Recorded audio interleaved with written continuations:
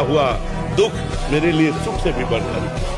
ब्रह्मचर्य में बहुत बड़ी सामर्थ्य है, इसका महत्व आज नहीं समझा जा रहा है। अगर आपका शरीर स्वस्थ है, किसी औषधियों का सेवन नहीं हो रहा है संसारिक, और आप ब्रह्मचारी हैं, एक बार श्लोक पढ़ लीजिए, वो पूरा टेप हो जाएगा। दोबारा कोई बात सुननी नहीं पड़ती, एक बात सुन लिया पूरा दिमाग में बैठ जाएगा। भारी से भारी मेहनत करने पर कभी थकावट नहीं होगी। 2-4 दिन नींद ना आवे तो आपको परेशानी नहीं होगी, क्योंकि बहुत शीतलता, बहुत धैर्य, गंभीरता, ये सब ब्रह्मचर्य प्रकट कर देता है। और पुष्टता जिसे बल कहते हैं वो तुम्हारे वीर्य में होती है। जिसको तुम खिलवाड़ समझते हो वो खिलवाड़ नहीं, तुम्हारी जीवनी शक्ति है।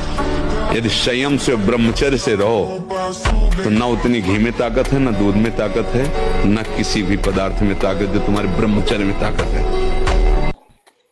भजन कर रहे हो, गंदे भोगों की आकांक्षा है, गंदी क्रिया करने की चेष्टा है, गंदे लोगों से मिलने की भावना है, क्या भजन कर रहे हो? कैसा भजन कर रहे हो? कहाँ भजन हो रहा है? यदि ये सब गंदी बातें बनी नहीं, धिक्कार है जीवन को। परमार्थ का पथिक होकर के कहाँ क्या दुर्दशा हो रही, क्यों हो रही है?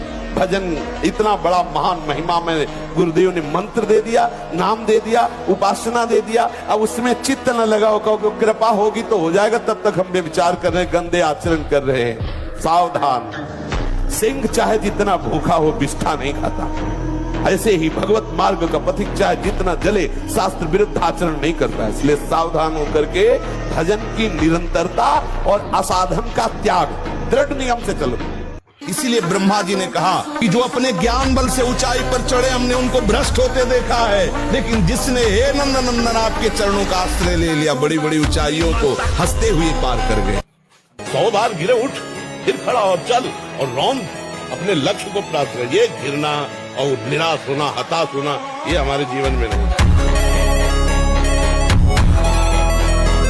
जहां लग रहा है कि यहाँ गिर सकते, वहां संयोग ही न बैठने दें, दूरी बना के रखे। पक्का समझो, कभी ऐसा संयोग बन रहा हो, भाग पड़ो, कमजोर बन